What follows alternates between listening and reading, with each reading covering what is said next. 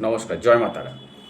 যারা শনির কুপ্রভাব থেকে বাঁচতে চাইছেন, ঠিক আছে, শনির কুপ্রভাবের জন্য মানে নিজের জীবন দুর্বিষহ হয়ে গেছে। অ্যাকচুয়ালি জানতে হবে শনি কুপ্রভাব কোন কোন কোন ইসের রাশি লগ্নকে দেয়। অ্যাকচুয়ালি জানবেন শনি হচ্ছে এরকমই একটা প্ল্যানেট।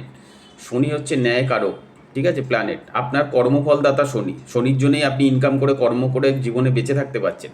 অতএব কুপ্রভাব আপনাকে দিচ্ছে, তার মানে কি শনির যে নেগেটিভ যে এন্টি প্ল্যানেট শনি তাকেই কিন্তু একমাত্র কুপ্রভাব দেয়, ঠিক আছে। যেমন হচ্ছে রবির সাথে শনির সম্পর্ক কিন্তু ভীষণ খারাপ, যদিও পিতা পুত্র। খারাপের পিছনে কারণ আছে। কারণটা কি হচ্ছে গিয়ে শনিকে যেহেতু দেখতে কুৎসিত ছিল, সেই কারণে কি করেছে রবি শনিকে ত্যায্যপুত্র করে দিয়েছিল। এই ত্যায্যপুত্র করে দেওয়ার কারণেই সেই কারণেই কিন্তু শনির সাথে সোমবার শনি খুব সংগ্রাম করে মানে জীবনে খুব বড় হয়েছে।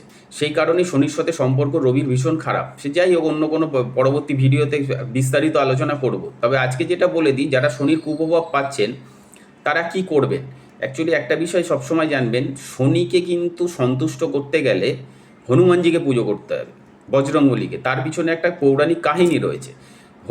প্রথম কথা হচ্ছে বজরংবলীকে পুজো করবেন। এক নম্বর কথা, মঙ্গলবার দিন নিরামিষ খাবেন, হনুমানজির মন্দিরে যাবেন, গিয়ে ওনার গলায় তুলসী পাতার মালা নালে লাল জবার মালা দিয়ে হনুমানজিকে পুজো করবেন। হনুমানজিকে পুজো করলে শনিদেব সব থেকে বেশি সন্তুষ্ট হয়। তার কারণ কি, ছোট্ট করে গল্পটা বলে দিই। সেটা হচ্ছে কি, যে রাবণ যখন সীতাকে হরণ করে নিয়ে লঙ্কায় চলে গেছিল, তখন হচ্ছে গিয়ে রামচন্দ্র শনিদেবের কাছে গেছিল। শনিদেবকে গিয়ে বলেছিল, হে প্রভু, তোমার তো প্রচণ্ড দৃষ্টি, তোমার দৃষ্টিতে সব কিছু ধ্বংস হয়ে যায়।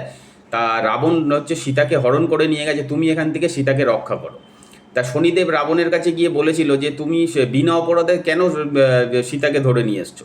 যার কারণে কি হয়েছে, যে এবার শনিদেব বলাতে রাবণও তো খুব ক্ষমতাবান ছিল। রাবণ কি হয়েছে, ইসের বনের মধ্যে শনিদেবকে হাত পা বেঁধে ফেলে রেখেছিল। এবার সবাই জানেন যে লঙ্কায় হচ্ছে গিয়ে হনুমানজি ল্যাস দিয়ে আগুন ধরিয়েছিল, আগুন ধরানোর পরে সীতা হয়েছিল। সেই কারণে লঙ্কায় হনুমানজি মানে লেজ দিয়ে আগুন ধরানোর ফলে শনিদেব বাঁধন ছেড়ে মুক্ত হয়েছিল। মুক্ত হওয়ার ফলে তখন শনিদেব উঠে দাঁড়িয়ে হনুমানজিকে বলেছিল যে তুমি কি বর চাও বলো।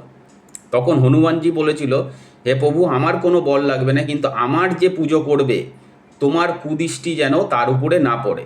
তখন শনিদেব বলেছিল যে তথাস্তু, আজ থেকে সেটাই হবে। সেই কারণেই বললাম, যারা শনির কুপ্রভাবে ভীষণভাবে জর্জরিত তারা হনুমানজির পুজো করবেন। মঙ্গলবার দিন নিরামিষ খাবেন, লাল লাড্ডু আর হচ্ছে জবার মালা নালে তুলসী পাতার মালা, একটুখানি মেটে সিঁদুর নিয়ে গিয়ে বজরংবলী হনুমানজির মন্দিরে গিয়ে পুজো দিয়ে আসবেন। করে দেখুন, 100% গ্যারান্টি দিয়ে বলছি, শনির যে কুপ্রভাব পাচ্ছেন সেখান থেকে আপনারা অনেকটাই বেরিয়ে আসতে পারবেন। জয় মা তারা, সবাই ভালো থাকুন।